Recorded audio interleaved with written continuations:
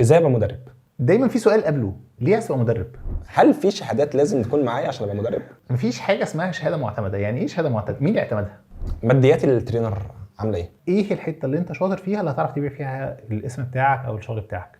ودي بتتعرف مع الوقت جدا. يعني في ناس كتير بتبقى الحاله بتاعتها كبيره جدا، بس لما تنزل مكان خلاص بتحط عليها علامه استفهام. فمحتاج مهم كمان السي في بتاعي ان هو يبقى سي في باين ان هو تدريب، بتكلم على سكيلز تريننج، بتكلم على حاجات اللي انا عملتها.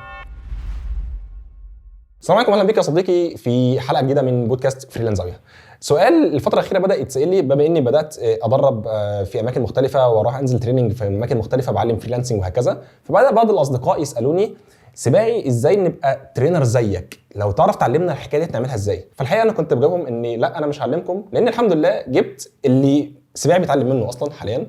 واكيد انتوا مش غربة على القناه، فمفترض ان شفتوا الحلقه الاولانيه لينا مع عمرو سوا. فاهلا بيك يا عمرو مره تانية في واحده من البودكاست اللي انا مستنيها، لان الناس فاكره ان سباعي خلاص بدا ينزل فهو ترينر. فانا لا، انا بنزل على الله حكايتي، انا مش عارف انا بعمل ايه. فانا حاليا ما شاء الله جايب حد ده مجاله، ده تخصصه على اخر 10 سنين ما شاء الله، شهاداته فيها مع شركات. لو هتعرفنا تعريف سريعا عنك تاني، احنا عرفنا الحلقه اللي فاتت، بس لو تعريف تاني بقى يخص مجال التريننج، مجال الكوتشنج، ازاي اعمل الحكايه ديت، ازاي انطلق، ازاي اسبقى ابقى ترينر، ازاي عمرو ابقى مدرب. فاهلا بيك يا عمرو. اهلا بيك. طيب خلينا يعني لو حد ما شافش الحلقه اللي فاتت، انا اسمي عمرو غنام. انا بشتغل ايه؟ انا بشتغل تريننج اوفيسر في انترناشونال ان جي او اسمها اي سي تي. انا سيرتيفايد ترينر في اكتر من مؤسسه زي الاي ال او، اشتغلت مع بلان انترناشونال، اشتغلت مع سيف ذا شيلدرن، اشتغلت مع الاي اف سي او مؤسسه التمويل الدوليه. انا بشتغل حاليا كمان، انا كنت ماستر ترينر في الاي يو سي لبرنامج رابحه. وعلى مجال بقى التدريب والشهادات اخدت حاجات كتير من جامعه عين شمس وجامعه القاهره وشركات وحاجات زي كده. انا تابعك لينكد ان على فكره، كل شويه بعمل لك لاف على كل واحده منهم، فمتابع جاي ما تقلقش. فدي كده سريعا عن اكتر الحاجات اللي انا يعني لو احنا بنتكلم اكتر عن التريننج يعني. طيب السؤال العام اللي منه هنتمحور، ازاي ابقى مدرب؟ حلو قوي. ده اكتر سؤال بتساله. انا عارف ان هو سؤال بيتسال بالصيغه ديت، ازاي ابقى مدرب. دايما في سؤال قبله، ليه عايز تبقى مدرب؟ الناس كلها عايزه تبقى مدرب، ليه عايز تبقى مدرب؟ حلوين يعني، واضح ان هم شكلهم حلو، عندهم طريقه القاء كويسه، الناس بتسمع لهم، في حضور بيسقف لهم، عاش ليك، بيستفيدوا. بس كده ده خطه الفشل. مفيش حاجه اسمها ان انا صحيت الصبح عايز ابقى مدرب، لازم يبقى عندي هدف. ايه الهدف ان انا ابقى مدرب؟ دايما المشكله اللي الناس بتقع فيها ان انا شفت عمرو واقف على ستيج، فعجبني الاجواء، عجبني الحلو ده، الله طب ما انا يعني بيعمل ايه يعني مختلف، ما انا اطلع اقف انا كمان على الستيج ويلا بينا. دايما بساله انت عايز تبقى مدرب ليه؟ السؤال الثاني، عايز تبقى مدرب في ايه؟ المدرب يا جماعه مش سكيل، مش واحد واقف على ستيج وعمال بيتكلم وبيقول كلام عادي والحاجات دي. دايما الناس عشان بدات تتفرج على ريلز كتير للمدربين وهم في سيشنز، فانت بتشوف كلام عادي شبه اللي انت بتقوله، فبتحس ان هو طب الموضوع سهل اهو. هو الموضوع مش سهل، الموضوع فيه تكنيكاليتي. انت بتعمل ايه؟ انت بتدرب في ايه؟ فلازم يبقى عندك خبره في الحاجه اللي انت بتدربها. طيب ليه يبقى عندي خبره في الحاجه اللي انا بدربها؟ لان انا زمان كده كانوا كان في ترند كده ان انت اقرا كتاب واطلع دربه. وكانت زمان مع بدايه ده ما زال موجه يعني. التنميه البشريه، وبدا فكره ان انا ابقى مدرب تنميه بشريه، فهنقرا كتاب لدكتور ابراهيم الفقي وهطلع اقول الكتاب اللي دكتور ابراهيم كتبه. الفكره مع الوقت ان انا مش جاي عشان خاطر اسمع الكتاب، ما انا في حاجات بودكاست اسمع الكتاب، انا جاي عشان اعرف انفذ ده ازاي. يمكن انت كنا بنحكي انا وانت من شويه، فانت قلت لي ان انت في بدايه لما بدات تطلع في يعني سبيكر في بعض الايفنتات، فانت كان بيجي لك اسئله تكنيكال، على الرغم ان انت ما كنتش لسه احترفت فكره ان انت بتدرب او الحاجات دي كلها، بس الاسئله دي انت كنت عارف تجاوبها. ودي سبحان الله دي ثبتتني اكتر في الحكايه ديت في مجال التريننج. ليه عملت ده؟ بمعنى يعني ليه جاوبت الاسئله ديت بمنتهى ده مجالي، ده خبرتي، انا عندي الجزء التكنيكال اصلا انا شاطر فيه في الاساس، بعد كده بدات ادربه.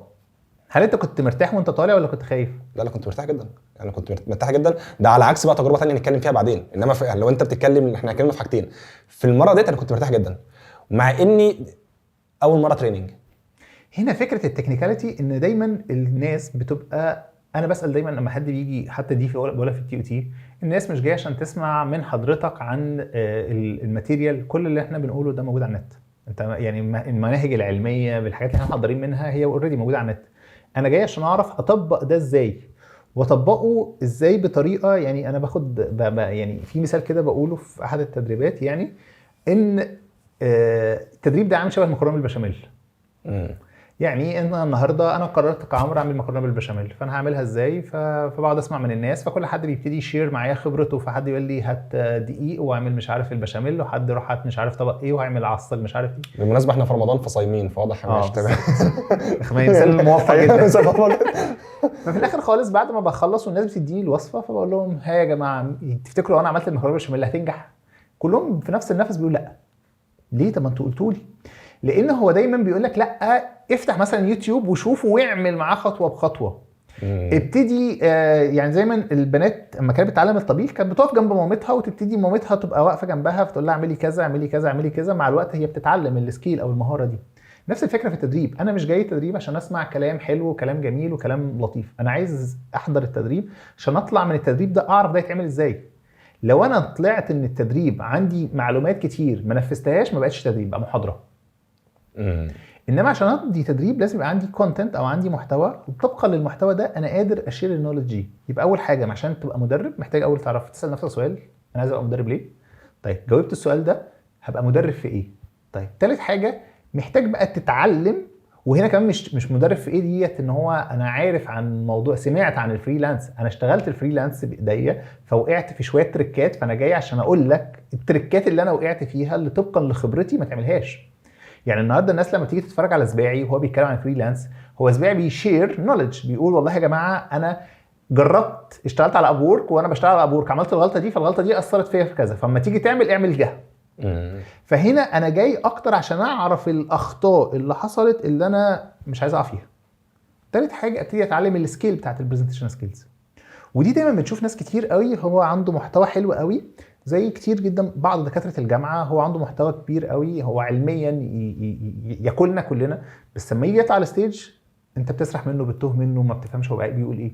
لان هنا هي فكره ان انا محتاج كمان اتعلم السكيل بتاعه ان انا اكون ازاي اتكلم قدام الناس، ازاي ان انا يكون عندي برزنتيشن سكيلز كويسه، ازاي ان انا احضر محتوى بشكل مختلف او بشكل كويس. فكره ان انا لازم دايما عشان ابقى مدرب ان انا اعمل دول قبل اصلا ما ابقى مدرب. طيب في سؤال دايما بتتساله وانا اكيد بتساله، تفتكر السؤال اللي احنا بنتساله دايما سؤال ايه؟ انت لسه سالوني جوه الشهادات. انت ده اكيد ماشي. انا عشان انا مدرب اللي هو ايه بالحب كده، لان انا لقيت نفسي مدرب بالحب، انما مش عن سعي وتجربه حقيقيه. فاكيد انت اكتر سؤال بيجي لك هل في شهادات لازم تكون معايا عشان ابقى مدرب؟ طيب انا هضرب حاجه كده، هو مفيش حاجه اسمها شهاده معتمده، لا مدرب لا ولا سوفت سكيلز انت كده ولا اي حاجه. انت قتلت صناعه كامله في الحكايه ديت. احنا كلنا بناكل عيش. احنا لازم نقتل الحته ديت كده. احنا بناكل عيش. مفيش حاجه اسمها شهاده معتمده. يعني ايه شهاده معتمده؟ مين اللي اعتمدها؟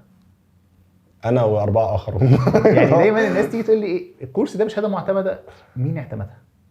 يعني ايه الحاجه اللي قالت ان هو معتمد او اعتماد؟ حتى الشهادات اللي بتبقى مثلا بختم النسر، هي مين اعتمد الماده العلميه دي؟ عشان اقول شهاده معتمده دي ان انا خدت ماجستير، خدت دكتوراه، خدت حاجه اكاديميه. انما كل ما هو سوفت سكيلز هو اصلا حتى في السي في ملهوش تقل، لان انا في الانترفيو هعرف انت بتفهم في ده ولا ما بتفهمش. انت قلت لي حضرت كورس عن النيجوشيشن، خد يا باشا قلم اهو بالظبط، بيع القلم وريني فكك بقى ولا معتمد ولا مش معتمد. يعني مره كنت زمان بحضر كورس انجلش، فالبنت بتبيع لي فبتقول لي وبعد ما تخلص تاخد شهاده مش عارف منين من امريكا. مش فارق معايا. قلت لها شكرا، مش خلينا نتكلم اكتر. ازاي يعني ده مش عارف ده ب $300 بس، ده حاجه ببلاش يعني. اصلا يعني الشهاده دي شخصيا انا كنت عارف الشخص اللي بيضربها في مصر، صباح الفل يعني. فهنا فكره ان احيانا كتير جدا هي الشهاده مش هي اللي بتقول. انا على مدار عمري في التدريب، انا بشتغل في التدريب من 2011 لحد النهارده، بشتغل فري يعني كترينر من 2016 كفريلانس او كحد بقى بشكل بروفيشنال. عدد المرات اللي اتطلب مني الشهادات بتاعتي ما تعديش ال5-6 مرات.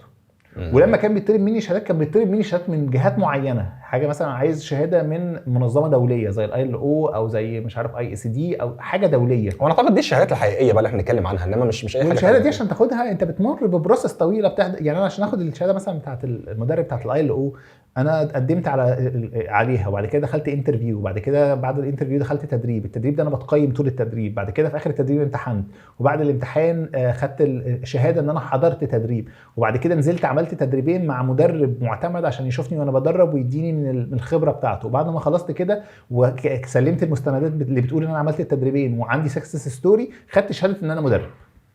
مع انك كان ممكن تاخد شهاده تانية معتمده من اي حد ضربها لك. انا معاك في دوت. ففكره ان انت بس فكره ان انا ودي دايما انا معتمد من كذا وكذا وكذا وكذا، مش هي دي اللي بتديك الثقل. الثقل هو على الستيج، الامباكت بتاعك، المخرجات اللي طلعت من عندك، شكل الحاجه اللي طلعت من عندك ايه، وده مهم قوي. طب اسالك سؤال هنا، يمكن دوت حاليا مش مهم مع عمرو لان الناس خلاص هي عارفه عمرو بالفعل، انما انا لسه هدخل السكه ديت. يمكن انا شايف ان حكايه الشهادات في سكه التريننج، وخصوصا احنا هنتكلم في جزء كبير جدا عن معظم اصدقائنا في القناه بالفعل هم مهتمين بالمجال الفريلانس، فاحنا اتكلمنا مع بعضنا سوا ان في فريلانس تريننج اللي هو ترينر فريلانسنج بيشتغل في فريلانس في المجال دوت وهكذا. فيمكن انا في البدايه بعتبرها الفيدباكس بتاعتي او حاجه عايز اعتمد عليها، فهو ما عندوش خبره سابقه فيقول لك انا واخد شهاده من كذا وكذا وكذا وكذا، فيمكن يكون هو بيسعى للشهادات عشان تغطي تجربته الاولانيه. طب انا هيقبلني ليه؟ طيب انا دايما انت اتقبلت عشان انت الناس شافوك قبل كده يا عمرو، انا لسه في البدايه. انا دايما بقولها للناس، حلو، ما تدورش على الشهاده، دور على اللي هتتعلمه من الشهاده. الشهاده في الاخر ورقه. فمثلا حتى لما يجي حد يقول لي عمرو عايز احضر كورس اعداد مدربين، بقول له دور على المحتوى اللي هتتعلمه. هتتعلم محتوى فين كويس يقدر يساعدك ان انت لما تقف على الستيج تبقى مالي المكان اللي انت واقف فيه. كويس ماشي. الشهاده اللي معاك دي بقى من اي مكان خدها، ما عنديش مشكله فيها. طيب اصلا ودي دايما الناس بتقع فيها، هو انا عايز ابقى فريلانس في ايه او لمين؟ يعني احنا كلنا عايزين نبقى فريلانس. انا عايز ابقى فريلانس ترينر. حلو، هدرب مين؟ وانس ترينر بقى الكل. شوف انت عندك ايه يا باشا وهات لي. انا ايوه انا ترينر، انا هقول لا. ودي دايما بتبقى بتضرب البيرسونال براندنج بتاعك في مقتل. ليه؟ لان انا ما ببقاش عارف انت بتاع ايه. يعني كنت لسه بكلم حد من قريب جدا، فبقول هو كنا بنتكلم يعني، فبيقول لي انت شايف ايه الحاجه اللي انا محتاج احسنها؟ قلت له انا مش عارف انت بتاع ايه. انا شايفك شويه بتدي سوفت سكيلز وشويه بتدي رياده اعمال وشويه بتدي مش عارف كذا وشويه بتدي مش عارف كذا. في الاخر انا مش عارف بتاع ايه. يعني انا لما هكلمك ليه؟ انا ما اعرفش انت بتاع ايه او شاطر في ايه. لازم تبقى عارف هل انت بتشتغل على الكوربريت شركات، انت مدرب شركات، وفي الشركات هو في توبكس معينه بتبقى هي عليها اكثر طلبا زي سيلز ترينر، زي مش عارف حاجات ليها علاقه بالسوفت سكيلز زي مش عارف ايه. ولو انت بتشتغل كوربريت ترينر لازم يبقى عندك شويه نوليدج او شويه معلومات عن الحياه الكوربريت، بما فيها ان الراجل اللي بيجي ده هو الشركه انفستد فيه عشان خاطر يطلع نتائج احسن. حلو. يعني النهارده انا سباعي بيعمل 10 فيديوهات في الشهر، فانا انفستد في سباعي، دفعت فلوس لحضرتك كترينر عشان تدرب سباعي. فلو انا اجيب بعد شهر ولا 2 لقيت سباعي لسه بيعمل نفس ال10 فيديوهات في نفس الوقت، يبقى التدريب ده فشل على الارض. فاحنا بنحسب الار او اي او العائد على الانفستمنت او التدريب دوت. فلازم ان سباعي بعد شهر او بعد 2 يبقى بيعمل 12. طب سباعي بقى بيعمل 8، لا يبقى في هنا ده في كارثه. يبقى هنا معناه ان انا عشان اشتغل كوربريت ترينر لازم يكون انا مربوط بالنتائج، انا بطلع نتائج من الناس ديت ان انا بتقدر تاثر او بيبقى باين الامباكت بتاعي، فبيأثر على فلوس الشركه في الاخر خالص. تاني حاجه ممكن اكون ترينر في الجزء بتاع الان جي او او الجزء بتاع الديفلوبمنت او السيكتور ده. السيكتور ده هو بيركز اكتر على الامباكت. انا حضر معايا 10 اشخاص، في كام حد منهم اتوظف، عملت تدريب رياده اعمال، في 30 حد حضروا التدريب، في كام حد فتح المشروع بتاعه.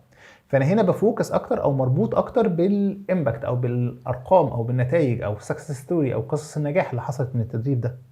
ممكن اكون بشتغل بي تو سي، انا بشتغل على العميل العملاء العاديين، فانا كعمر بعمل كورس اسمه مهارات المدرب الشاطر، وبعمل اعلانات على السوشيال ميديا كلها، والناس بتيجي تحجز وتحضر مع عمرو التدريب، وبعد ما تحضر التدريب ده تبقى ابتدي عمرو يسيرتيفايد الناس دي ان هو مدربين عنده او ان هو مدرب بتاعهم او ان هو حضروا سوفت سكيلز او برزنتيشن سكيلز وان هم حضروا الكورس ده. وده الناس بتدفع بقى من عمرو من خلال حد من التيم بتاعه ايا كان، بروح اجر ورك سبيس اعمل فيها التدريب او بعمله اونلاين. او ان انا بشتغل مع شركات، فبروح مثلا لشركه زي شركه ايوز، زي شركه انتربرنيل، زي شركه كارير ايتي اي كارير، ايا كان من الشركات دي انا بشتغل ترينر في الشركه دي، فالشركه دي عندها شغل هي بتنزلني فيه، انا ماليش اي علاقه.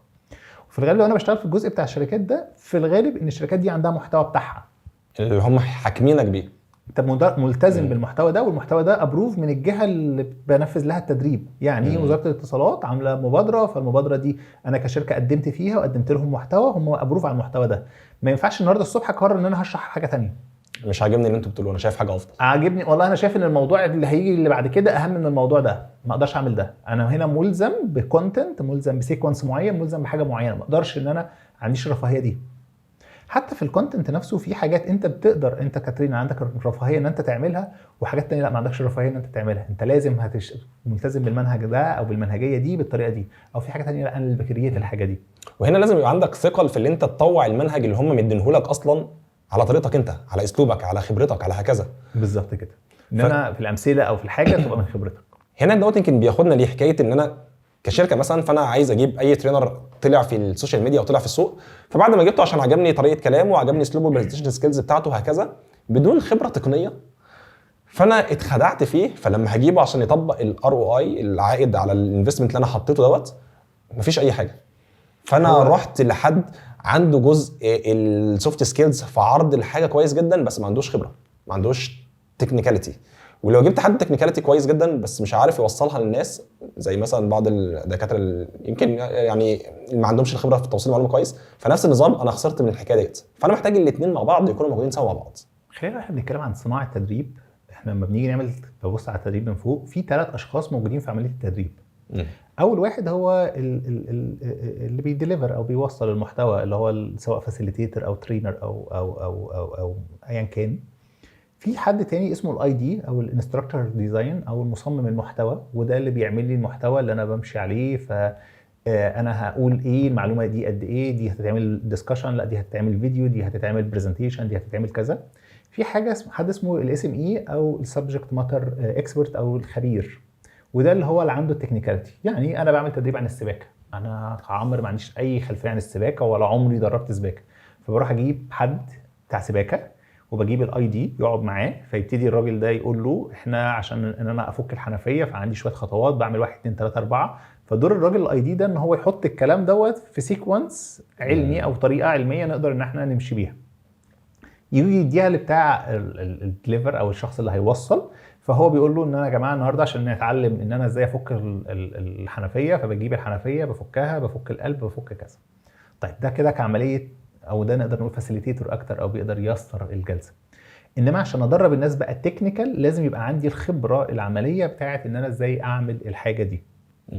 فهنا ودي مثلا كنا بنتكلم فيها انا وانت، ان انت في احد الموضوعات دربتها، انت دربتها كويس جدا والناس كانت مبهوره جدا، بس انت من جواك مش راضي خالص عنه. ليه حسيت ان انت مش راضي؟ مش مجالي وما عنديش خبره فيه بشكل كبير، فحسيت ان انا فقط انا طلعت التريننج دوت كان مجال كان عاجبني، فانا حبيت ان انا انطلق فيه، مش واخد راحتي فيه، ما عنديش خبره سابقه فيه، ما عنديش تكنيكاليتي خالص فيه. فكنت حاسس ان انا دايما عندي احساس لو حد زنقني في السؤال مش هجاوب، فانا محصور في الماده ديت، ما تطلعنيش براها. هل حد جالك بعدها قال لك درب نفس المحتوى بقى في حاجه ثانيه كتير؟ وانت كنت لانهم عجبهم المحتوى الاولاني. برفض طبعا دي انا حسيتها غلطه مني، حسيتها غلطه ان انا ده مش مجالك. عدت معاك دلوقتي مش تعدي معاك بعدين، هتضر نفسك بعدين على المدى البعيد. وده بالظبط اللي انا بقوله، ان فكره ان مش الشطاره ان انا هبقى مدرب في 7000 حاجه. يعني في مدربين لما بتيجي تعرف نفسها انا مدرب في كذا وفي كذا وكذا وكذا وبدرب في كذا وبدرب في كذا انا في النص بتوه، يعني محتاج اكلمك. حلو. يعني انا كعمر انا اي حاجه انا اسف ان انا هقول دوت، ودي حاجه ما ينفعش تتقال، بس انا كعمر في جهات لما بتجيلي السي في بتاع الترينر انا برفضه من قبل ما اشوفه، لان انا عندي مشاكل في الكواليتي بتاعت الاماكن دي. فالنهارده بقت في حاجات هي فكره الناس بتركز على الشهادات، وان انا معايا شهادات كذا وكذا وكذا وحاجات كذا. يعني فاكر في مره كنت عامل اعداد مدربين، فكان جزء من اعداد المدربين الناس بتقوم تشرح جزء من المحتوى، فالناس تبص على السيفيهات تخض، ومعايا من كذا ومن كذا ومن كذا. فحد قام عشان يشرح التوبيك ده المفروض ان هو واخد مثلا 7000 شهاده من 6 7 اماكن انا نفسي ان انا احضر فيها. حلو. اما هو وقف هو مش عارف يشرح التوبيك، رغم ان ده حاجه بيزك جدا وحاجه بسيطه جدا. فهي الفكره ان انا دايما بركز على الخبره بتاعتي، مش ان انا اكون على الناس عماله بتتنطط وان انا عندي هنا شهاده وبدرب في ده وبدرب في ده وبدرب في ده. بالعكس، خد حاجه او حاجتين ركز فيهم واشتغل عليهم، ابتدي تحرك فيهم اكتر، اعملهم اكتر، ركز فيهم اكتر عشان تبقى ليك اسم في ده، عشان ما تبقاش مسخ مالكش شكل في السوق. يعني النهارده لما انت تيجي تقول لحد انا عايز مدرب في كذا، عمر الشخص ده ما بيجي في دماغك، على الرغم انت ممكن يبقى صاحبك ممكن يبقى قاعد جنبك، بس انت مش فاكره اصلا لان هو انت مش عارفه بتاع ايه او مش شايفه في حاجه. طيب كده كويس ان احنا عرفنا البدايه نعملها ازاي. بعد ما خلاص انا معايا الاساس العلمي اللي باني عليه المهاره بتاعتي. يعني كنا ذكرنا مع بعضنا مثال في دايما بيتقال في صناع المحتوى، صانع المحتوى هو مجال من لا مجال له. انت بتعمل ايه في حياتك؟ ما عملتش حاجه خلاص خليك صانع محتوى، بيفشل الا لو محتوى هلس. لو محتوى تعليمي فانت لازم يكون معاك الخبره اللي هتتكلم عنها، انت هتصنع محتوى عن مجالك الاساسي التكنيكال بتاعتك. نفس النظام المدرب ممكن يذكر هذا مجال من لا مجال له. انت هتدرب ايه لو انت ما عندكش الخبره بتاعته؟ هتدربه ازاي؟ فاحنا لازم يكون عندنا الخبره ورايحين ندربه بعديها. طب انا عملت الحاجتين ديت، انا عندي الخبره واخدت خلاص، اتعرفت ازاي ابقى ترينر شاطر واخدت السكيلز الاساسيه وهكذا، ما بعدها اروح فين؟ يعني عجبني بس حته كنت عايز اقول لك عليها، اللي هي فكره هي شغلانه ما يعملوش شغلانه. كمان مع احترامنا الكامل، انا ذكرت المثال عليا في الاول وصانع محتوى. كان في فتره من الفترات انا بتكلم عن مش عارف المعلومه يعني. كان في فتره من الفترات كبيره جدا ان الناس هو ده الترند، فانا عايز ابقى مدرب. بالظبط. ناس كتير جدا دخلت مجال التدريب وناس اكتر خرجت منه، لان هو التدريب الناس بتبقى فاكره ان التدريب ده فلوسه كتير قوي والحاجات دي كلها. في فلوس، بس ده بعد مجهود وبعد تعب كتير قوي. يعني انا فاكر زمان ان انا كنت بروح ادرب في محافظات من غير ما، يعني ما باخدش فلوس حتى مواصلاتي، فانا بروح بس عشان ادرب عشان ابتدي ان انا ابقى متشاف. ففكره ان انا اكون في الاول متوقع ان يبقى في عائد من التدريب، يعني مش ده مجالك، روح مجال تاني. دي نصيحه. طيب انا عايز ابدا في مجال التدريب ده، اعمل ايه؟ اول حاجه محتاج ان انا اشتغل على السكيل بتاعتي. انا خدت اعداد مدربين وعندي محتوى، فمحتاج ان انا اجرب ده. فالنهارده ما بقاش فيه اكتر من الستودنت اكتيفيتي. الستودنت اكتيفيتي النهارده بقت بتعمل حاجات في الجامعات سواء اونلاين او اوفلاين. انزل ابتدي جرب في مؤسسات زي مثلا صناع الحياه، زي حاجات عندهم جزء ليه علاقه بكورسات وحاجات زي كده، ممكن تروح تجرب. ينفع اروح اقول لهم واعرض عليهم وهكذا؟ طبعا ممكن ان انا اروح اجرب. ممكن عندي على صفحتي على الاكونت بتاعي يا جماعه انا هعمل سيشن اونلاين على التوبيك دوت عشان اجرب الحاجه. ايوه انا حابب حكايه الرود ماب اللي احنا نحط كده، لان خلاص احنا عرفنا هنعمل ازاي، فانا هعمل ايه؟ انا بقى احنا كده عندنا سنه اكتيفيتيز ممكن هبتدي احدد التوبيك اللي انا عايزه، هحضر المحتوى بتاعي سيشن ساعه ساعتين ثلاثه ايا كان. هبتدي ان انا اشوف مين الستودنت اكتيفيتيز اللي انا محتاج اعملها. ابتدي بس انا هنا رايح عشان اجرب نفسي واعمل اسم. ادي حاجتين. فرايح في حاجات بسيطه في الاول. طيب. على هذه خلاص بدات ان انا بقيت متمكن شويه، بدات ان انا ابتدي بقى اشوف ايه المؤسسات اللي موجوده، واعلانات المدربين دايما موجوده، ودي دايما حاجه بتنزل كولز كتيره. ابتدي اقدم على الحاجات اللي شبهي. يعني انا بدربت على السوفت سكيلز، فبدور على حاجات ليها علاقه بالسوفت سكيلز بقدم عليه. انا قدمت حاجات ليها علاقه بالتوظيف وسي في رايتنج ولينكد ان ومش عارف ايه، فبقدم على حاجه كده. واحده واحده ابتدي ان انا اعمل نتورك مع الناس مدربين في الصناعه ديت او شركات موجوده في الصناعه دي. يعني انا عايز ابقى اشتغل مدرب مع شركات، فابتدي اشوف مين الشركات اللي موجوده في السوق، اتابع الصفحات بتاعتهم، ابتدي اتابع الاتش ارز اللي عندهم او اللي ماسكين التريننج عندهم عشان يبتدوا يبقوا شايفيني، وابتدي ان انا انزل حاجات. مهم كمان البيرسونال براندنج، ان انا دايما اكون بسوق للشغل بتاعي او الحاجه اللي انا بعملها. فبشير كونتنت، بشير سيشنز عملتها، بشير فيدباك للناس اللي انا عملتها، اكون بكتب كومنتات عند الناس عشان تبتدي الناس تعرفني بشكل او باخر، عشان واحده واحده ابتدي اطلع من فكره الدايره الصغيره اللي انا فيها لدايره اوسع، فيبتدي الناس تبتدي تشوفني. هي اللي تجيلي المره دي بدل ما انا اروح كل شويه الناس تشوفني. يعني انا مش محتاج اكتر من الناس تشوفني. فلما يجي في دماغ حد ان هو عايز سيشن، ممكن ابتدي والله في مثلا سباعي، انا شفت ان هو سباعي شاطر قوي في الحته ديت وانا عايز اشتغل في الحته دي، فممكن اخش لسباعي. سباعي ممكن تديني نصيحه لو انا عايز اشتغل في الحته بتاعه اداره القنوات، وانا عايز ادي محتوى عن دوت، ايه النصيحه اللي ممكن تديهاني؟ فيبتدي يبقى سباعي شايف ان في حد مهتم بالمجال ده. فسباعي لما يظهر قدامه اوبورتيونيتي لحاجه زي كده، حد كلم سباعي على سيشن وسباعي مش فاضي، فممكن يكون بيرفيل الحاجه دي ليا. فهنا وممكن كل فتره اكون برجع له، سباعي انا عملت كذا وما عملته اداني كذا، رايك ده حلو اكمل ولا لا مش حلو؟ وطبعا مهم جدا ان احنا نكون بنبني نتورك على لينكد ان. لينكد ان من اهم المنصات اللي لازم اكون موجود عليها، واكون ببني بورتفوليو كويس جدا وبروفايل كويس جدا عليها، بيكون بيتكلم عن الحاجه اللي انا بشتغل فيها، الصناعه اللي انا بشتغل فيها، بوستز ليها علاقه بدوت، بشير بوستز ليها علاقه بدوت، بكون بكومنت عند الناس اللي انا مهتم ان هم يبقوا شايفيني، الحاجات دي كلها.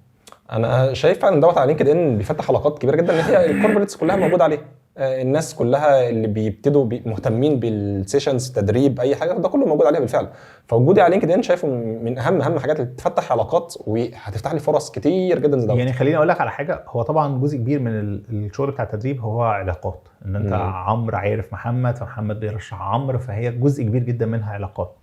بس الاكتر من كده ان احيانا، وده حصل معايا، ممكن عدد الشغل اللي جالي من لينكد ان مش كبير، بس قدام دوت ان اغلب الشغل اللي جالي من العلاقات كانت الناس بتخش تبص على البروفايل بتاع لينكد ان قبل ما تكلمني. ودي حصلت قدامي ان شخص ما انا رشحته في حاجه هو شاطر جدا في الحته دي، فقالوا لي طب ممكن البروفايل بتاعه لينكد ان، دخلوا بصوا عليه البروفايل فاضي فشافوا حد تاني. فهنا حتى لو الشغل ما جالكش من لينكد ان، هو احيانا كتير بيبقى لينكد ان مرجعيه للناس بتخش تتفرج على الشخص ده عشان يعرف هو بيعمل ايه في الحياه. جايه لي على وجع شويه الجمله ديت، لان في البدايات خالص انا بهتم بلينكد ان من الفتره الاخيره، بس في البدايات خالص فكان في حد بيكلمني فيقول لي طب ابعت لي اكونتك لينكد ان، فانا بعت له اكونت عليه صورتي على البحر، فانا والله ده بجد كنت لسه مش عارف، فانا بعت له كده فراح بص عليه كده، احنا قاعدين بنهزر بعدين حالي تمام ماشي، انت ايوه لينكد ان عادي يعني، فانا كنت عامل معاه معامله الفيسبوك ما قبل ان انا اكتشف اهميته وهكذا. ففعلا لما بدات اهتم بيه لقيت شايف حاليا ان كل ما اروح مكان طب فين لينكد ان، فين لينكد بتاعك، فاللي هو ده فعلا ده مرجع رئيسي الناس بتبص عليه، حتى لو هم مش هيقولوا لك دوت قصادك، بس هم في الغالب ما دام دخلت مجال كوربريتس مجال تريننج وهكذا فهم بطريقه ما هيبصوا على الاكونت. انا احيانا كتير كنت بخش ادور على الترينرز على لينكد ان، يعني مثلا حد باعت لي السي في بتاعه فانا ببص على لينكد ان بتاعه عشان اشوف هل، وفي احيانا الناس كنت برفضها عشان لينكد ان بتاعها مش احسن حاجه او مش باين عليه او انا مش فاهم هو بيعمل ايه، يعني ممكن السي في بتاعه هو مش موضح لي ودي كارثه طبعا. السي في بتاع الترينرز بشوف كميه، انا اسف اللي اقوله عبث في السي فيهات. انت مقدم على ترينر بس انت كل شغلك كنت كوردينيتور في حاجات تانية ما بانش اي حاجه ليها علاقه بالتريننج جوه الملف. السي في محطوط فيه صور، السي في في انا طالب مدرب في محافظه فيجي لي مدرب من محافظه ثانيه خالص هو اللي مقدم على الوظيفه ديت. السي في نفسه مش مكتوب بطريقه كويسه، مختار حروف غريبه، السي في معمول بالاي اي، فانا حتى ما عملتش ايفورت ان انا ابص على اللي هو عمله وراجعه. فمحتاج مهم كمان السي في بتاعي ان هو يبقى سي في باين ان هو تدريب، بتكلم على سكيلز تريننج، بتكلم على الحاجات اللي انا عملتها.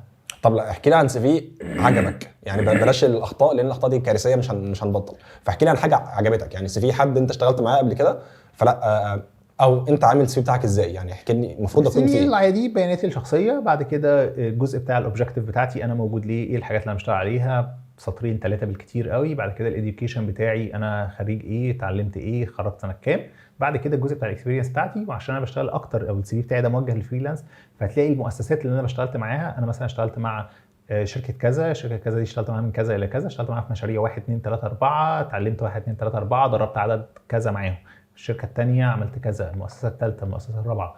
بعد كده الجزء اللي ليه علاقه انا عندي شويه حاجات تطوعيه كتبتها، بعد كده الجزء بتاع الشهادات اللي انا اخدتها، والشهادات انا كاتبها اللي ريليتد بالحاجات اللي انا بقدم عليها. يعني انا بقدم على اغلب الحاجات اللي انا بقدم عليها مثلا حاجات ليها علاقه برياده الاعمال، فكل الحاجات شهادات الترينر او التي او تيز، بعد كده الحاجات اللي ليها علاقه بالانتربرنور شيب او الجهات اللي انا اشتغلت معاها في الحاجات دي كلها او الشهادات اللي انا اخدتها، بعد كده الجزء اللي ليه علاقه بالسكيلز بتاعتي او المهارات اللي عندي او الحاجات اللي انا بفوكس عليها، دي الحاجات اللي انا كاتبها كعمر. فاحيانا بكتب في السي في بتاعي بعض التوبكس اللي انا بشتغل عليها، يعني دي التوبكس اللي انا بدرب عليها او اللي انت لو انت عايز حاجه من الحاجات دي. طيب هنرجع بقى لسؤال مهم جدا، ماديات الترينر عامله ايه؟ هل ينفع تعتمد عليها بس؟ انا مش عارف هل عمرو معتمد فقط على التريننج فقط فهو فاتح بيته وهكذا من تريننج، ولا في حاجات تانية ديت سايد جوبز، يعني انا مثلا سباعي فانا فريلانسر معايا حاجه تانية في النص، ممكن اشتغل فول تايم فريلانسر عادي واعتمد عليه كدخل اضافي ثابت، قصدي مغطي لي كل حاجه. فهل انا واحد لسه هبتدي، يعني انا لو حد بيسالني هشتغل فريلانسر اسبوعي في مجال مثلا فيديو ايديتنج، فاقول له ممكن مع وقت باذن الله مع السعي يغطي حاجتك كلها. هل انا ينفع هبتدي في مجال التريننج دلوقتي ماليش سنين زي عمرو، ما عنديش خبره ما عنديش معارف، لسه هبتدي كل حاجه، واقول والله ممكن مع الوقت يبقى هو مغطي لي كل مصاريفي وكل حاجه، ولا هبقى محتاج حاجه جنبي؟ نفس الكلمه اللي انا قلتها في الاول، ما ينفعش ان انا اعتمد عليه زيها زي الفريلانس، انا بعتمد عليه لوحده، لان هو مع الوقت في الاول انا بالعكس انا بدفع فلوس من البدايه، بحضر كورسات، بتعلم، فدايما انا بكون بانفست في الاول. هل يقدر يغطي؟ يغطي. هل يقدر اكون بحوش منه؟ اقدر اكون بحوش منه. بس هي الفكره انت بتشتغل مع انهي سيكتور، وبتقدر ان انت بقى عندك اسم كويس ولا لا. فكل ما انت بقيت شاطر او بقيت صنايعي او معلم في حتتك او بقيت شاطر في الحته بتاعتك، فكل ما هيبتدي يزيد الكلاينت بتوعك، هيبتدي تروح للكلاينت اعلى، هتبتدي ان انت تخش تشتغل مع ناس اعلى، فيبتدي يبقى عندك دخل كويس. وهنا مهم جدا ان هو يكون النيجوشيشن برضه هيبقى مهم، يعني وده طبعا انا بنصح الناس ان هم يشوفوا الحلقه اللي احنا اتكلمنا فيها عن التسعير، لان فكره ان انا محتاج احسب الكوست بتاعت التدريب اللي انا بروح احضرها او بقدمها تكلفتها قد ايه، عشان خاطر انا عندي مثلا رحت باوبر وجيت باوبر، اشتريت حاجات برامج الكمبيوتر، حاجات زي كده. مهم كمان هتغطي تغطي طبعا، وتغطي مع الوقت بشكل كويس جدا، وفي انكم بيبقى حلو قوي. بس هل كل الناس بتعرف تعمل الانكم ده؟ لا. ليه؟ لان هي فكره ان هو السوق واسع جدا وفي اوبورتونيتيز كتير قوي، بس فكره ان انت ايه الحته اللي انت شاطر فيها اللي هتعرف تبيع فيها الاسم بتاعك او الشغل بتاعك. ودي بتتعرف مع الوقت جدا. يعني في ناس كتير بتبقى الحاله بتاعتها كبيره جدا، بس لما تنزل مكان خلاص بتحط عليها علامه استفهام، اللي هو واضح ان احنا تخمينا فيه. عشان في ناس بتعمل العكس، انا ترينر شاطر، انا بعرف اقف على ستيج حلو قوي، بس انا ما عنديش محتوى. فانا حافظ كلمتين ثلاثه، فالكلمتين ثلاثه دول لما بيخلصوا انا ببقى خلصت. وده كتير جدا. هتلاقي في ناس انت كنت مره واحده طلع على السوشيال ميديا، بدات انت بتشوف لهم فيديوهات حلوه قوي، وتحس الله حلو قوي قوي قوي، تروح تحضر معاه ما بيتقالش. بس السوشيال ميديا للاسف خاضعه جدا. انا عادي ممكن دلوقتي تسمعي اختار لي توبيك معين اطلع اتكلم عليه، حوت جدا. ازاي يا باشا؟ ما الاي اي محضر لي اللي انا اطلع اتكلم فيه. هو قال لي يا زباعي السكريبت بتاعك اطلع اتكلم عليه، واتقل من اي حد. طب اقعد معايا ما اعرفش، انا مالي، انا هو اللي قال لي عشان كده الناس دايما فكره ان هو دايما انا بقول للناس دور على اللي انت هتهدر معاه، مين الشخص ده، بص على السي في بتاعه، بص على البروفايل بتاعه او البورتفوليو بتاعه على لينكد ان، شوف هو بيعمل ايه، هل هو اكسبرت في دوت ولا لا. فكره ان هو مش الشطاره ان انا اكون بس ان انا يعني دايما الناس بقول لهم ما تجريش ورا الاسم، دور ورا المحتوى. الشخص ده يتعلم ايه، هيقدر يفيدك فعلا ولا مش هيفيدك، المحتوى اللي انت هتتعلمه ده هتعرف تطبقه ازاي ولا مش هتعرف. يعني انا حتى كنت زمان لما بشتغل مع احد المؤسسات، فهي المؤسسات دي ما كانش عندها اي هدف غير ان احنا عندنا تدريب، خش ادي التدريب واخلص، مش مهم اي حاجه، المهم بس الناس تطلع في الفيدباك تمام، او المؤسسه فيها فلوس هتاخدها، فالحياه مرضيه بالنسبه لها. بس انا كعمرو عمري ما عملت كده. انا طول عمري بشوف انا موجود هنا، فانا داخل عشان افيد الناس دي، عشان الناس دي تطلع بامباكت، عشان يبقى عندي حاجه كويسه. فدايما بيبقى عندي يعني كنت بشتغل في مشروع في مع احد المؤسسات يعني، وكان المشروع ده في الاخر المشروع فيه 12 حد هيكسبوا تمويل مادي عشان يفتحوا مشاريعهم. حلو.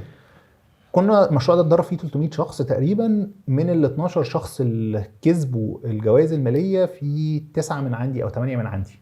ما شاء الله. مع الرغم ان انا ما ضربتش، يعني مثلا ممكن اكون ضربت 100 من ال 300. هنا ده انا كعمرو مبسوط طبعا، ده انا عندي 8 من 12 حد من 100 اللي هو التلت البني ادمين طالع من عندنا، في تلتين مع الاسف ما يكونوش ده. فعشان كده ده ضايقني اكتر، لان في الاخر خالص ان انا كترينر ما تبصلهاش ان هي نحتايه. بص على الامباكت اللي انت عايز تعمله، انت عايز فعلا تاثر في الناس دي، ان الناس دي حياتها تبقى احسن، الناس دي تشتغل بشكل احسن، الناس دي يبقى عندها دخل كويس، او سواء بقى التوبيك اللي انت بتدربه ان هو ان انت تبقى طالع فارق معاه في حياته او في الحاجه اللي انت عملتها. تدريب مش محتاجه انا داخل اقول كلمتين حافظهم ونتكل على الله. وده كتير جدا من الترينرز بيتعاملوا بمبدا المحتاجه، مفيش مصلحه. ففكره هي مش مصلحه قد ما هو فكره، وده مع الوقت انت مش بتكمل، لان مع الوقت بيبقى عندك سمعه، السمعه دي ما بتبتدي تنتشر في السوق، فتلاقي نفسك بتتعمل لك بلوكات من مؤسسات وانت ما تعرفش انا بيتعمل لي بلوك ليه، لان المتعارف عليه او الحاجه اللي عندك ان انت مش شاطر، او ان انت ما بتعملش الحاجه بتاعتك، او انت كلمتين انت رايح حافظهم فانت بتروح تقولهم وبتمشي بغض النظر. وعلى قد ما السوق واسع كفرص، بس ضيق كمعارف علاقات من فوق، فكله عارف بعضه. فانت لو وانس انت بلوكت هنا خلاص الباقي كله عرف انا مش احسن حد، مش احسن حد يعني مع الوقت خلاص انت قفلت عليك. هتسال فانت النهارده هي المؤسسات عارفه بعض، فالنهارده انا كبشتغل في مؤسسه، ففي مؤسسه بتروح تسال عليا، او في مؤسسه احيانا بترشحني لمؤسسه ثانيه. ففكره ان انت هنا احنا خلاص بقينا مجتمع احنا مقفول، يعني سواء لو انت كوربريت ترينر فمعروف مين الترينرز اللي في الكوربريت، لو انت بتتكلم على ديفلوبمنت فمعروف مين فيه. مش ده معناه ان ما اقدرش اخش جديد، لا هدخل جديد لان السوق لسه واسع ومحتاج، بس فكره ان هو سمعتك بتسمع بسرعه كبيره جدا. الناس بتفتكر ان هي كده سبوبه بسرعه ويلا. مع الاسف وده ما بيقدرش يكمل في المجال. هل في مكان رحته معين بدون ذكر اسماء وقلت والله انا مش جاي لكم تاني، او ده مكان ما ينفعش اجي، او انا غلطت يعني ان انا جيت هنا؟ كتير اماكن كنت بروحها. يعني مثلا كنت بشتغل مشروع مع احد الاماكن، فهو كان جزء منها ان انا اروح اشتغل مع مؤسسه تانية على نفس المحتوى. المؤسسه كانت من اصعب المؤسسات اللي اشتغلت معاها في التعامل، مفيش احترام للمواعيد، مفيش الناس بتتعامل معاك بنظريه اللي هو احنا شارينك بفلوسنا، رغم انك كنت واخد منهم فلوس اقل اصلا من المؤسسه اللي بعتاني. بس كان قدام ده، فكان بالنسبه لي انا بهتم اكتر بالمستفيد او بالمتدرب اللي معايا ان هو يطلع باحسن حاجه ممكنه. ففي احيانا المانجمنت بتاع المؤسسه او بتاع الحاجه هو ممكن يكون بيقفلك من الحاجه دي. حلو. انما واحيانا المتدربين نفسهم بيبقوا هم جايين عشان خاطر مثلا في الجزء بتاع الديفلوبمنت مثلا، في احيانا بعض المؤسسات بتكون بتدي بريك او بدل الانتقالات للمستفيدين، فهو مش جاي عشان المحتوى، جاي عشان البدل.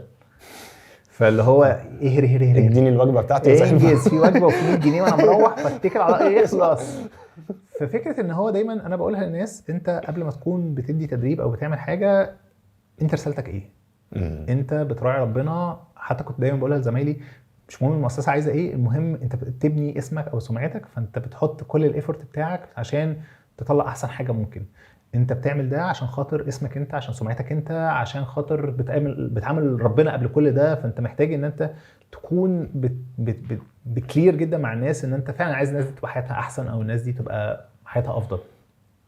يمكن يا عمرو سبحان الله انا في صناعه المحتوى بقالي 5 سنين حتى الان، فلما بشوف حد اتاثر بحاجه معينه، اللهم لك الحمد، الواحد فرق بمعلومه لو بسيطه خالص فاستفاد بيها، فبحس بانجاز ودوت من ورا الشاشه.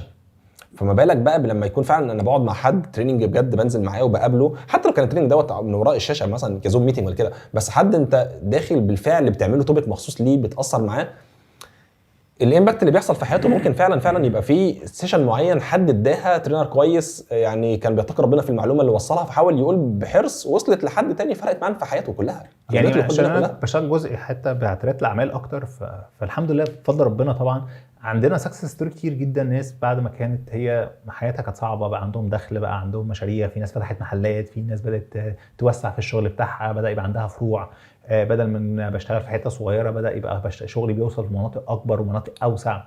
ففكره ان انت دايما بتشوف الامباكت بتاع الحاجه اللي انت بتعملها، هي تاني هي فكره لو انت هتبص لها ان انا بدي تدريبيه وتعشت، عمرك ما هتبقى عامل بحاجه. انا رايح عشان عندي هدف واحد، ان انا اساعد حد ان حياته تبقى احسن. ربنا يكرمك ويكرمنا سويا يا عمرو. يعني انا مبسوط جدا جدا جدا والله بهذه الدسكشن، مش بودكاست حتى الان. في حاجه تانية حابب توصلها لاي حد ناوي يدخل المجال؟ انا كسباعي خلاص، انا اقتنعت جدا بعمرو وعجبني، وانا متابع لعمرو ومتابعه على لينكد ان، يعني حقيقي والله فعلا انا انصح اي حد يدخل يتابع عمرو على لينكد ان، وان شاء الله قريبا على باقي السوشيال ميديا بنحاول نقنعه بهذه التجربه سويا. فلو تنصح حد بحاجه معينه، انا كسباعي ما عنديش خبره خلاص، بس انا حبيت المجال وانا حد عندي مهاره ما وحابب افيد بيها الناس وانطلق استفيد انا كمان. ففي نصيحه في الاول كده تقولها لي اعملها؟ خلاص انا هتعلم هعمل كذا. التدريب هو تجربه. يعني كل البرامج وكل التدريبات وكل الحاجات دي هي بديك الاكسبيرينس بتاعتها، ولكن هو التدريب، يعني انا فاكر كويس جدا اول تدريب اديه في حياتي، يعني التدريب ده كان كارثه من الكوارث اللي انا بعملها. انا قررت ان انا خدت اعداد مدربين، وبعد كده بدات ادرب مدربين، بس كنت عمري ما ادرب افراد. ده اعداد مدربين ده كورس اسمه كده صح؟ كورس اعداد مدربين، انت ازاي تقف على ستيج. في يا اما بتقف ازاي تبقى مدرب اصلا في العموم، او وده اللي انا بديه حاليا اللي هو التي او تي في توبيك معين، فانا بعلمك ازاي مثلا تدرب رياده اعمال على منهجيه معينه او حاجه زي كده. فكنت التدريب ده كانت اول مره بدي بقى تدريب لافراد عاديه، وانا بقى نازل بقى على الله خالص. فالتدريب ده كنت بديه، كان 70 شخص حاضرينه في احد الاماكن يعني في بنها. بعد مثلا نص ساعه كان القاعه فيها 2 والناس وهم بيقوموا قلت لهم والله العظيم انا خلصت. خليكم قاعدين بقى، ربنا يستركم. شكرا جدا ليكم والله العظيم، انا بحييكم والله اديكم فلوس التدريب. فكره ان انا كنت بدرب حاجه انا مش مقتنع بيها، انا مش فاهم انا بقول ايه، الحاجه اللي انا بقولها اسلوبي ما كانش اقوى حاجه، وده علمني ان انا اكون بدي حاجه انا مؤمن بيها، فاهمها، عارف هي بتتعمل ازاي، بجرب فيها، اشتغلت فيها قبل كده، فلما اقول حاجه اكون بدي الناس حاجه فعلا تعملها. فدايما لو انت هتبدا تدريب ابدا بحاجه انت فاهم فيها، حاجه شغال فيها، ابتدي واحده واحده بالناس اللي حواليك، ابتدي دربهم، بعد كده خد فيدباك واشتغل على الفيدباك كويس قوي، شوف انت كويس في ايه ووحش في ايه، ولا تبص على الحلو بس ولا تبص على الوحش بس، بص على الاثنين، انت كنت حلو في ايه، قوي عندك، كنت وحش في ايه، ابتدي اشتغل عليه ان انت تحسنه او تطوره عندك، ودي اهم حاجه ممكن اقولها لحد. ده لان الحمد لله اللي انت كان ربنا ثبتك، اللي انت كان عندك القدره اللي انت تكمل بعدها، لان موقف انا عاصرته برضه في اول تدريب ليا، انا مش مدرب، فانا بطلع بس في حاجات كده بالحب شويه، بس في اول مره طالع، مع ان الحمد لله انا شايف ان عندي علم قوي بس ما عنديش المهارات بتاعت التدريب، ما كنتش عارف اجذب انتباه، مش عارف اعمل حوار، مش عارف اعمل اي حاجه خالص. فحسيت ان الناس فقدت الانتباه خالص. ده اثر معايا نفسيا لدرجه ان انا قلت ده مش مجالي، مش هطلع تاني فيه. فهو سبحان الله فعلا يعني اعتقد نصيحه مهمه جدا عشان ما حدش يدخل وهو ما بقاش عنده ثبات نفسي انه يكمل بعدين. مش كده هرجع للهدف اللي انت حاطه، انت عايز تبقى مدرب ليه؟ لان لو انت عندك مدرب هدف معين، انا هدفي في الحياه ان انا اساعد الناس، او ان انا امباكت في الناس، او ان انا اثر في حياه الناس، فده اللي هيخليك تكمل. انما هدفك داخل عشان فلوس، داخل عشان اي حاجه، داخل عشان هفن، داخل عشان اي حاجه تانية، في الاخر مش هتكمل. وده من ذكاء المدرب الشاطر ان هو يختم الفيديو بفتحه الفيديو مع بعضنا. فشكرا جدا ليك يا عمرو. يعني نتمنى ان شاء الله نتقابل تاني كتير على القناه سوا مع بعضنا هنا، وعندك باذن الله في المحتوى تبعك باذن الله. ان شاء الله باذن الله. شكرا جدا ليك يا عمرو، اشوفك على خير.